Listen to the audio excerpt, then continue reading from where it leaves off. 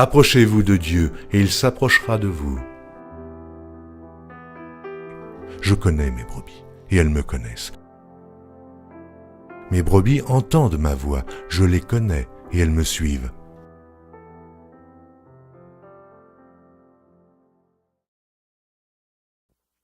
Bonjour. Gloire à Dieu.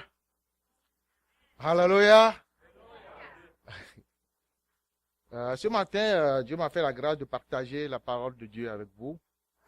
Et puis, cette semaine passée, j'ai passé à travers une lecture et qui m'a beaucoup touché. Donc, j'aimerais partager ça avec vous. Comment connaître Dieu profondément ou connaître Dieu personnellement.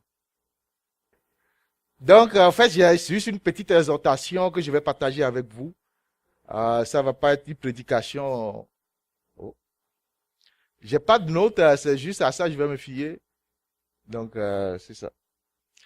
Et puis, je l'ai fait tout ce que je vais lire parce que parfois je parle un peu trop vite. À un moment donné, je commence pas à s'emballer. Donc, j'ai écrit tout sur le PowerPoint. Comme ça, si j'ai parfois la tonalité ou comment les gens n'arrivent pas à voir ma bouche, je parle plus vite, je m'emballe. Donc, vous allez pouvoir le lire. Au fait, connaître Dieu personnellement, on va prier avant de continuer, si vous permettez. Éternel, nous voulons te bénir ce matin pour ta parole qui est la vérité. Ta parole qui libère, ta parole qui affranchit, ta parole qui exhorte. Sa parole, Seigneur, c'est ça qui est la vérité. Et c'est ça que nous voulons méditer ce matin, Éternel notre Dieu. Nous t'invitons à venir prendre le contrôle de tout ce que nous allons faire ici, tout ce que nous allons dire et tout ce que nous allons entendre, Seigneur. Et aide-nous surtout, Seigneur, que cette parole puisse nous exhorter, puisse nous amener quelque part à comprendre qui tu es davantage. Nous voulons, Seigneur, que tu te révèles à chacun personnellement. Que ton nom soit béni. Au nom de Jésus, nous avons prié. Amen. Lorsque nous lisons la parole de Dieu, nous sommes impressionnés par la vie de certains hommes et femmes qui ont marqué leur histoire, qui ont marqué l'histoire de la parole de Dieu en accomplissant de grands œuvres, des œuvres extraordinaires dans la Bible. C'est ça qui nous touche. Au fait, la parole de Dieu, c'est ça. Êtes-vous déjà demandé ce qui a bien pu passer à pousser ces hommes à abandonner tout ce qu'ils avaient, qu'ils connaissaient, pour une cause qui les dépassait, à s'engager? Est-ce qu'on s'est demandé pourquoi ils avaient abandonné tout ce qu'ils avaient, tout ce qu'ils faisaient, pour changer de direction, à s'engager dans une situation, peut-être que... Donc, c'est des hommes qui ont marqué qui ont marqué le Seigneur ou bien qui ont marché avec Dieu dans l'histoire de l'Ancien Testament. Nous allons commencer par ça, et puis nous allons tomber dans le Nouveau Testament. Qu'est-ce qui a bien pu les pousser, ces hommes ordinaires, à quitter tout ce qu'ils avaient, afin d'accomplir la volonté de Dieu, malgré les difficultés, les dangers, les souffrances? La réponse est simple, mais profonde. Ils ont rencontré Dieu. Ils ont eu cette rencontre qui a littéralement changé leur vie.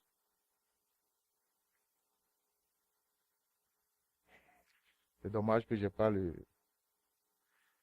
la petite manette. Là. Parfait.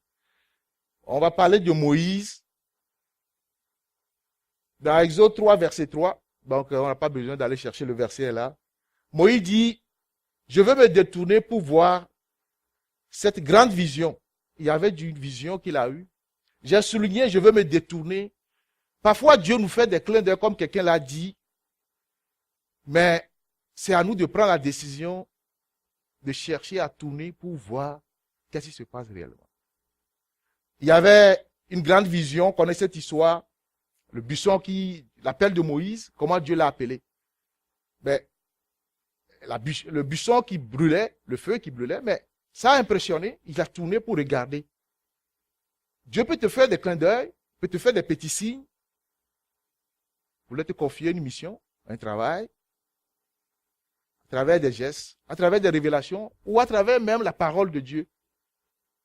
Ben, il ne va pas trop te forcer. Il fallait que tu tournes pour le dire. Hey. Donc, je veux me détourner pour voir quelle est cette grande vision. Pourquoi le buisson ne se consume point? L'Éternel vit qu'il se détourne pour voir. Et Dieu l'appela au milieu du buisson et dit, Moïse, Moïse. Et il répond, me voici. on dirait Moïse vient de répondre à l'appel de Dieu. Me voici.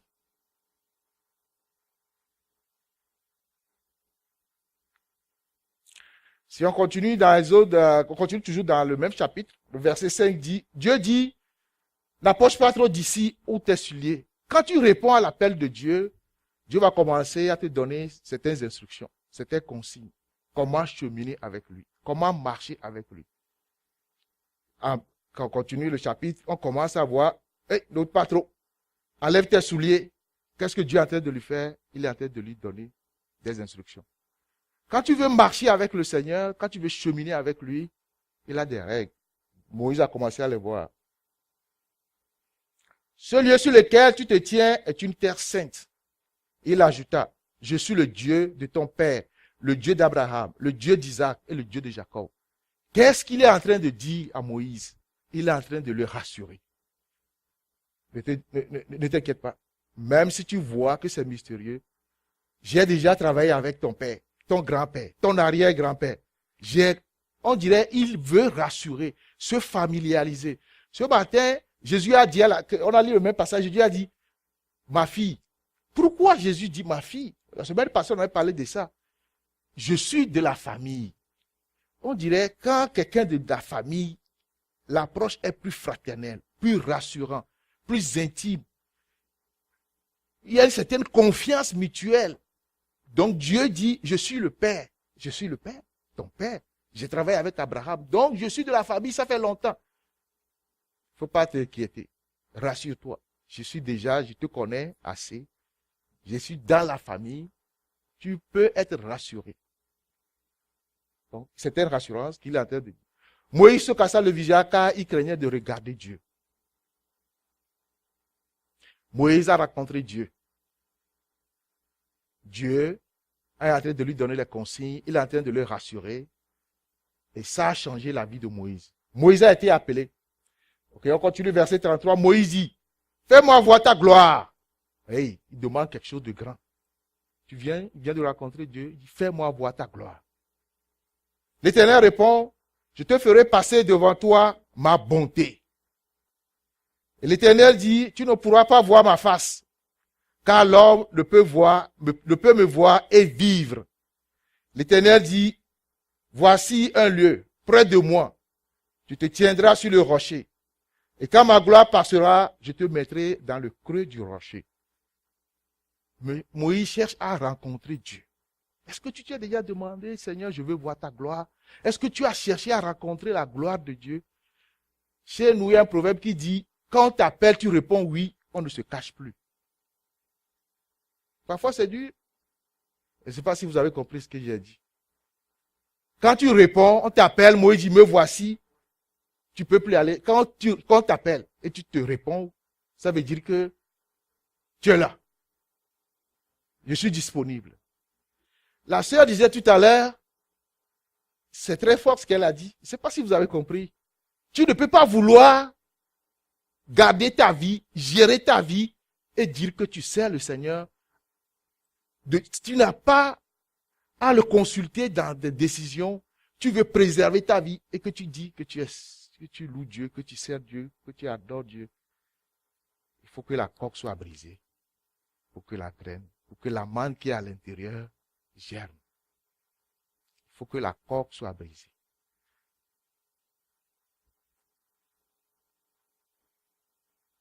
Josué aussi a fait la même chose.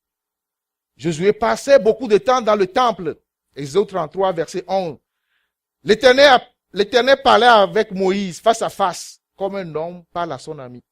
Ce qui m'intéressait, c'est l'autre. Puis, retournait au camp. Tandis que son jeune assistant, Josué, fils de Nun, ne sortait pas de la tente. C'est la tente d'assignation. Le lieu où on rencontre... quoi? Le lieu saint, le lieu où on rencontre l'Éternel. Moïse est en train de parler avec Dieu. Son assistant, lui, il passait du temps, quoi? Dans la tente d'assignation. C'est comme aujourd'hui, il allait dans la montagne pour prier. Ou il se cachait dans sa chambre pour chercher à voir qu'est-ce que Dieu va faire encore. Seigneur, tu dois faire quelque chose. Parfois, nous vivons certaines situations difficiles. Rien, Dieu ne demande pas grand-chose. Prends du temps pour chercher à voir sa face. Seigneur, qu'est-ce que tu veux nous dire de cette situation?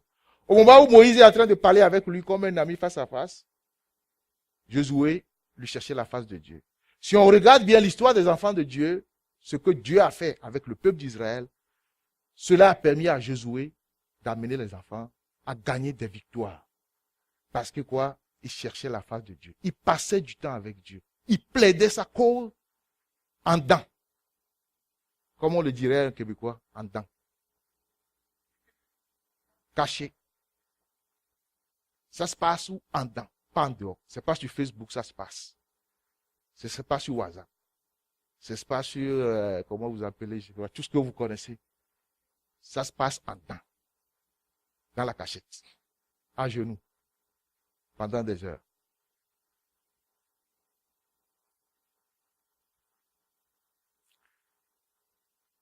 Isaïe aussi a rencontré Dieu, a contemplé sa splendeur. Il a laissé cet esprit de révélation le surmerger, ce qui lui a permis d'annoncer la venue de Jésus-Christ. Des centaines de milliers d'années, ouais, je peux dire, des centaines d'années avant que le Messie n'arrive. Parce que quoi? Il a rencontré Dieu. La rencontre de Dieu va changer quelque chose dans ta vie. Si tu cherches à rencontrer Dieu, quelque chose de sérieux va se passer dans ta vie. Et c'est personnel. La Bible dit, la femme et son homme vont se coucher sur le même lit. À l'appel, il y a un qui va partir et l'autre va rester. C'est-à-dire la connaissance de Dieu, ou bien la rencontre de Dieu, la vie avec le Seigneur, l'intimité avec le Seigneur, c'est personnel. C'est intime. On peut venir ensemble, louer Dieu, prier, chanter son nom. Mais à un moment donné, il faut chercher à développer, il faut chercher à construire, il faut chercher à bâtir une relation avec le Seigneur. Arriver à entendre sa voix. Arriver à déceler les clins d'œil, comme quelqu'un l'a dit ce matin, qu'il va te faire. L'année de la mort du roi d'Ozias, Isaïe 6, verset 1, j'ai vu le Seigneur assis sur son trône, très élevé, et les pans de sa robe remplissaient le temple. Dieu lui a monté sa grandeur, sa splendeur. Il n'a pas quitté. Cela lui a permis de quoi? Il a eu des révélations de la venue du Messie. Et il annonçait. C'est pas de lui-même. C'est l'Esprit de Dieu qui agissait sur lui. Il l'a pas quitté. Et il l'a entretenu. Ça s'entretient aussi. David a connu Dieu. Il a été bouleversé par sa majesté, par les bienfaits de sa présence. Ce qui l'a poussé à élever la voix, à louer Dieu devant lui, à le considérer ardemment, en habitant toujours à sa présence. La rencontre avec Dieu a amené pour David à chanter des cantiques pour Dieu, à l'exalter, à le louer. On peut lire Psaume 84, verset 10. Tu vois qui est mon bouclier? Vois, ô Dieu, et regarde la face de ton oint. La face de ton oint. Regarde la face de ton oint. David prie Dieu que Dieu tourne son regard sur lui. Il veut voir la face de Dieu. Il veut rencontrer Dieu. Est-ce que nous soupirons à ce désir de rencontrer Dieu? C'est une question. Au fait, ça, c'était la semaine, je suis passé que j'ai lu, je me suis abonné sur, c'est quoi, tu reçois tous les jours, les pensées du jour, et puis, c'est ça. C'est ça. Ça m'a vraiment touché, ça m'a interpellé. Je dis, mais je vais le partager avec vous autres. Au lieu d'aller chercher un message classique. Donc, je vais le transformer en une petite exhortation qu'on va le partager ensemble ce matin. Mieux vaut un jour dans ces parvis que 1000 ailleurs. Je préfère me tenir sur le seuil de la maison de mon Dieu plutôt que d'habiter sous les tentes de la méchanceté. Car l'Éternel Dieu est le soleil et mon bouclier. Amen. Le soleil et mon bouclier. C'est l'Éternel qui éclaire mon chemin. C'est lui qui me protège contre mes adversaires. Alléluia. Parce que quoi? Il a cherché à regarder, il prie Dieu, tourne ton regard vers moi. Je vais te voir, Seigneur. Révèle-toi à moi. L'Éternel donne grâce et la gloire Il ne refuse aucun bien à ceux qui marchent dans l'intégrité. Il y a une condition. Il faut marcher dans l'intégrité. Il ne va rien te refuser. Il faut être fidèle à lui. Il faut chercher à le rencontrer. Ces héros de la foi ont été bouleversés, changés par une rencontre avec Dieu. Tout comme nous, lors de notre salut, nous avons été créés non seulement pour le rencontrer, mais bien plus pour le connaître. La rencontre, c'est bon, mais chercher à le connaître davantage, c'est encore mieux. La rencontre n'est que le début, mais chercher à le connaître. Connaître Dieu est différent de le rencontrer. On va voir tout de suite la différence. Abraham et Job. À un moment de leur vie, ils ont passé des épreuves. Mais les deux n'ont pas réagi de la même façon. Parce qu'il y a un qui connaît mieux Dieu et l'autre ne le connaissait pas en ce moment où il passait cette situation. Les deux aimaient Dieu. Ils servaient Dieu. Ils l'obéissaient. Ils suivaient Dieu. Mais il y a un qui ne connaissait pas Dieu. Comme l'autre le connaissait. Mais il servait Dieu. Tu peux servir Dieu sans le connaître profondément. Le connaître en partie n'est pas le connaître. Avoir connaissaient une personne sans le connaître en partie, ou bien, oui, c'est ça. Tu ne le connais pas. On va essayer de regarder comment Job avait réagi dans une situation, juste j'ai pris la situation. C'est ce qu'on a illustré par. J'avais cette connaissance de Dieu, je l'aimais et suivais. Job avait cette connaissance de Dieu, il l'aimait, suivait ses commandements à la lettre. Pourtant, lorsque le malheur a frappé, il a dit, dans Job 1, verset 21, l'Éternel a donné, l'Éternel a repris, bénissons le nom de l'Éternel. Est-ce que c'est la vérité? Est-ce que c'est ça la vérité? Non, c'est pas Dieu qui a repris. Cette phrase a l'air si spirituelle, nous montre qu'en réalité, Job ne connaissait pas Dieu. Parce que, oui, l'Éternel a donné, mais c'est le diable qui a repris. C'est du diable qui est parti dire à Dieu, hey, Dieu, tu vu mon serviteur Job, comment il est fidèle? Vous connaissez cette histoire? Et il dit, non, c'est parce qu'il est béni qu'il se comporte de même. Permets que je puisse faire quelque chose, tu vas voir. Il dit, oui, il va être fidèle à moi. Ok? Vas-y, ne touche pas à sa vie, enlève-lui les biens. Il va être fidèle à moi. Et c'est ce qui est arrivé. Le diable est parti. Et il fait quoi? Job a commencé par avoir du malheur. Mais c'est pas Dieu qui a enlevé les biens.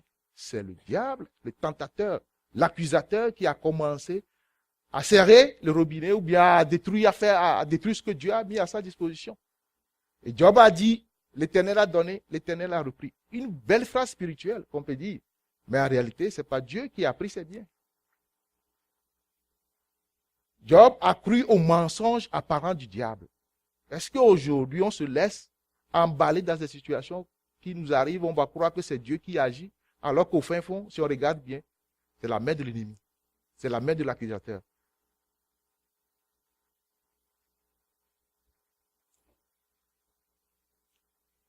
Hébreux 11, verset 17. C'est pas la foi qu'Abraham a offert à Isaac lorsqu'il a été mis à l'épreuve. Oui, il a offert son fils unique en sacrifice, bien qu'il ait reçu les promesses. Verset 18. Et que Dieu lui ait dit, c'est pas Isaac, qu'une descendance te sera rassurée. Il pensait que Dieu était capable même de le ressusciter des morts. C'est pourquoi il a retrouvé son fils par une sorte de résurrection. Vous voyez Abraham, dans sa tête, quand Dieu l'a dit, vas-y, me donner Isaac, il n'a pas hésité, il est parti parce qu'il avait dans sa tête que Dieu est capable, même s'il égorgeait son fils, il est capable de le ressusciter. C'est facile aujourd'hui à dire, à comprendre. Mais si on se mettait dans son contexte, je réfléchis, je dis, waouh, c'est comme aujourd'hui, je suis, et puis, me demande, hey, non. Est-ce que tu peux être capable? Tu peux. C'est facile aujourd'hui à dire oui, parce que tu connais l'histoire, mais si tu te mets dans le contexte d'Abraham, ça veut dire qu'il faut avoir une certaine confiance en Dieu pour s'assurer, parce qu'il a connu Dieu, parce qu'il a vu Dieu agir dans sa vie. Parce qu'il a rencontré Dieu. Non seulement il a rencontré, mais il a commencé à marcher avec assurance avec l'Éternel. Il sait qu'il est capable de faire quelque chose.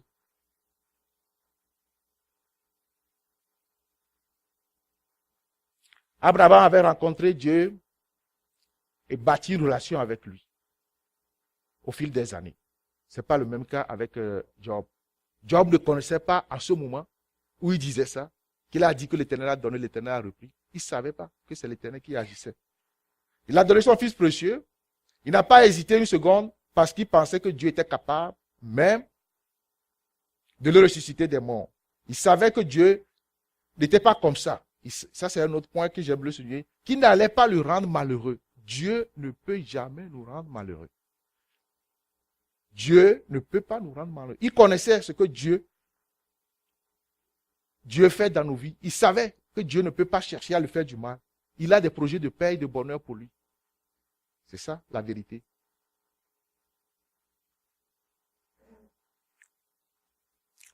Job, après, elle s'est rendu compte, dans le Job 42, verset 5, mon oreille avait entendu parler de toi. Mais maintenant, mon œil te voit. C'est pourquoi je me condamne. Je me reprends sur la poussière et sur la cendre. Qu'est-ce qu'il est en train de dire? Il avait entendu parler de Dieu. Est-ce qu'il le connaissait? Non. Maintenant, il a compris que ce que j'ai dit par le passé, c'est une erreur. De dire que l'Éternel a donné, l'Éternel a repris. Je me repens de ce que j'ai dit. Tu peux marcher avec Dieu, servir Dieu, mais oublier quelques détails de ce que est la connaissance de Dieu. C'est ce que j'ai voulu comparer ici. C'est le texte au complet. Donc, Job a reconnu à la fin qu'il ne devait pas dire que Dieu a donné, Dieu a repris. On continue. Dieu a pour nous des projets, c'est ce que je viens de dire, il y a pour nous des projets, il y a de meilleurs projets. Et penser le contraire peut être un indice que nous montrons que nous ne connaissons pas Dieu suffisamment. Donc, dire le contraire de ce que Dieu est en train de faire, ça prouve que tu ne connais pas tellement Dieu. Jérémie 29, verset 11. Car je connais les projets que j'ai formés sur toi, dit l'Éternel, les projets de paix et non de malheur, afin que vous donniez un avenir et de l'espérance, et que vous ayez un avenir et de l'espérance. Romains 12, verset 2. Ne vous conformez pas au siècle présent, mais soyez transformés par le renouvellement de l'intelligence, afin que vous discerniez quelle est la volonté de Dieu, ce qui est bon, agréable et parfait. Ça, c'est la vérité. Et ça, c'est la parole de Dieu. Dieu ne peut jamais nous laisser dans le malheur, ou nous laisser qu'on soit dans une situation qui n'aura pas son nom. À toi de savoir chercher à rencontrer. Seigneur, qu'est-ce que tu veux me dire à travers cette situation? Quels sont les enseignements que je dois tirer? Ta parole dit que tu as des projets de paix et de bonheur. Qu'est-ce que cette situation veut dire dans ma vie? Qu'est-ce que tu veux m'enseigner? Je veux te connaître. Révèle-toi à moi davantage. Montre-moi ta face. Romains 11, verset 29. Car Dieu ne se répand pas de ses dons et de son appel. Ça veut dire que si Dieu a dit qu'il va te bénir, qu'il va t'élever, comme il a dit à Abraham, en aucun moment il va chercher à faire du mal à Abraham. Abraham le savait et avait confiance en lui. La même chose aujourd'hui. Dieu a dit qu'il a tant aimé le monde, qu'il a donné son Fils unique, afin que quiconque croit en lui ne périsse point, mais qu'il ait la vie éternelle. Et c'est la vérité indéniable. On tient à ça, Seigneur, ça ne vient pas de toi. Il désire ardemment se révéler à vous maintenant. Donc Dieu veut se révéler à nous à travers son Fils, Jésus-Christ. Une autre hérésie de la parole, c'est l'histoire d'un homme qui nous interpelle aujourd'hui, qui est dans l'Ancien Testament, qui est dans le Nouveau Testament, qui connaissait en partie Dieu, pensait qu'il connaissait Dieu. Il a étudié la religion, il était passionné, zélé pour Dieu, et il servait Dieu. Il ne supportait pas les menteurs et les sectes. Alors il se donne comme mission de les combattre. Est-ce qu'il faisait le bon combat ou bien il était dans l'erreur? On va le voir. Mais un jour, alors qu'il était en mission, je ne vais pas donner le nom de la personne tout de suite, peut-être en lisant ça vous allez savoir. Alors qu'il était en mission, il eut une apparition et demanda, Acte 9, verset 5. Qui es-tu? La voix lui répond, je suis Jésus-Christ que tu persécutes. Après cette rencontre, il comprit que servir Dieu ne veut pas dire connaître Dieu. De qui il s'agit? Amen. Paul pensait qu'il faisait la volonté de Dieu. Il a étudié la religion. Il connaissait. Il pensait il était zélé pour le Seigneur. Mais le Seigneur lui dit, je suis le Jésus de Nazareth que tu persécutes. Servir Dieu ne veut pas dire le connaître. Tu peux le servir peut-être un peu, pas comme il le veut. Et puis, pas en partie. Donc, tu connais ou tu connais pas.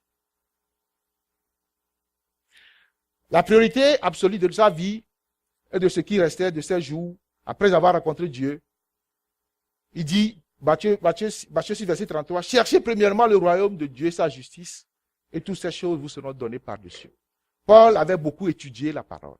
Paul connaissait l'évangile. Il a pris du temps pour étudier.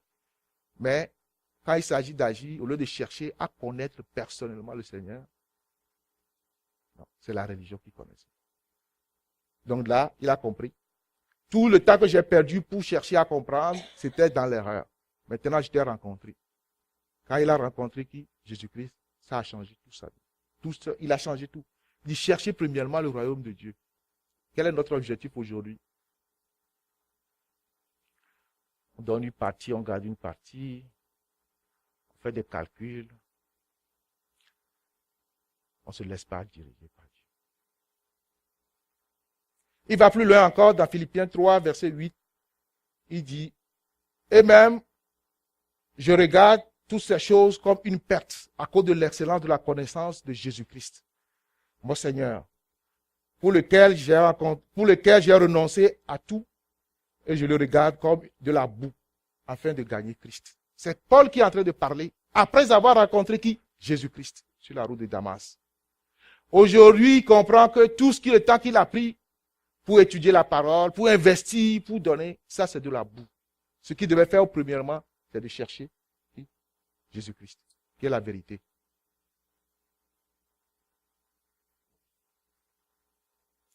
Matthieu 7, verset 33, plusieurs me diront en ce jour, Seigneur, Seigneur, n'avons-nous pas prophétisé par ton nom? N'avons-nous pas chassé des démons à ton nom? N'avons-nous pas fait beaucoup de choses, beaucoup de miracles par ton nom? Alors je leur dirai ouvertement, je ne vous ai jamais connu.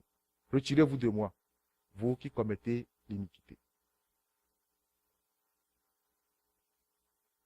Ça veut dire que il y a des gens qui font des œuvres et qui ne connaissent pas Dieu, qui n'ont jamais rencontré le Seigneur, qui ne l'ont jamais invité dans leur vie, ou bien qui n'ont pas demandé au Seigneur de se révéler à eux, de lui demander qui tu es.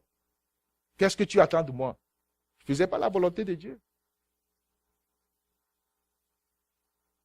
Donc la question revient, est-ce qu'on connaît personnellement Dieu? Est-ce que Jésus s'est révélé à nous une fois? Jean 17, verset 3. Or, la vie éternelle, c'est qu'ils te connaissent, toi, le seul vrai Dieu. C'est qu'ils te connaissent. La vie éternelle, c'est de connaître Dieu. Connaître personnellement. Pas comme les autres. Peut-être la manière dont tout à l'heure on a vu, dans l'Ancien Testament, dans l'exemple de Moïse, comment Moïse a marché avec Dieu, c'est pas la même chose. Avec Josué, c'est pas la même chose avec David. Chacun avait une mission particulière.